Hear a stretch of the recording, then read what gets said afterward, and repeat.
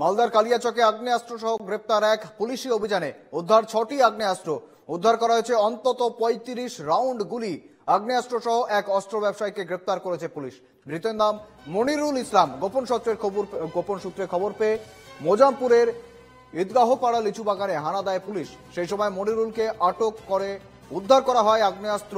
কি উদ্দেশ্যে, কোথা থেকে এত আগ্নেয়াস্ত্র আনা হয়েছে তা খতিয়ে দেখছে পুলিশ।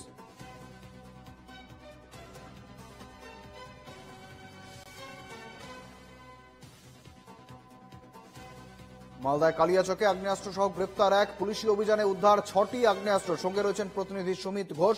সুমিত, মালদায় একের পর এক ঘটনা, একের পর এক শুট আউট। আমরা গতকালও দেখলাম শুট আউট এবং পাশাপাশি অস্ত্রের রমরমা। আজকেও আবার মালদায় গ্রেপ্তার হলেন একজন। 6টি আগ্নেয়াস্ত্র উদ্ধার। কি বলবে বা কি রয়েছে গোটা ঘটনা? দেখো, একেবারেই তাই। মালদায় একের পর এক শুট আউটের ঘটনা ঘটে চলেছে এবং এই পরিস্থিতিতেই এবারে বিপুল অঙ্কের আগ্নেয়াস্ত্র উদ্ধার করলো কালিয়াচক থানার পুলিশ। যেটা জানা যাচ্ছে কি যে কালিয়াচক থানার মজমপুর এলাকার বাসিন্দা মনিরুল ইসলাম নামে এক অস্ত্র কারবারিকে গ্রেপ্তার করা হয়েছে গতকাল রাত্রে।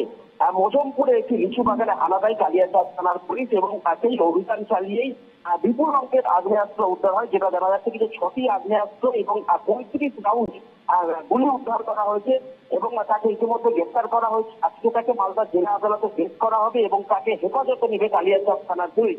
কারণ তোমাকে জানিয়ে রাখি কি যে মালদায় এত বিপুল অঙ্কের আগ্নেয়াস্ত্র কোথা থেকে এলো, সে কেন মজুত করে রেখেছিল, কোথায় পাচার করতো, একাধিক প্রশ্ন উঠতে শুরু করে।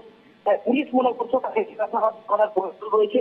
এই পাচার চক্রে বা এই কারবারিতে আর কার কার লেনদেন রয়েছে সমস্ত বিষয় কিন্তু পুলিশ খতিয়ে দেখছে। আজকে তাকে মালদা জেলা আদালতে পেশ করে হেফাজতে নেবে। একেবারে সুমিত, ধন্যবাদ।